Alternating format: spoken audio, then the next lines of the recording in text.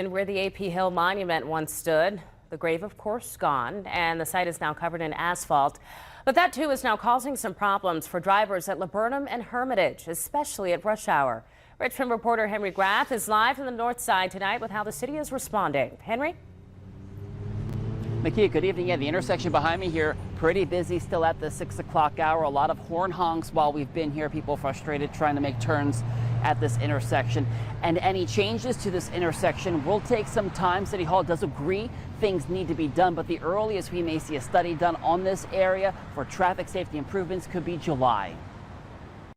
With 20,000 cars rolling through this northside intersection on a daily basis, those living not far from Laburnum and Hermitage are hopeful the area will be the target of safety improvements. You know, I'm not the expert, but I can just see it's not quite complete. So I think they need to continue, make it safer for everybody else. Last month, the city removed the AP Hill Monument from where it stood in the middle of Laburnum Avenue and Hermitage Road. Crews then paved over the area, created crosswalks, and added signage. Neighbors, including Carl Virgin, say the monument's removal makes visibility around the intersection much better, but it's not enough.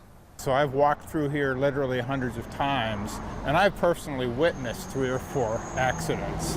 And it's just an accident waiting to happen. The city agrees, saying the study will provide the information needed to figure out next steps to make the area safer and easier to navigate. But right now, the traffic control is looking at the data and making sure what is necessary for this intersection.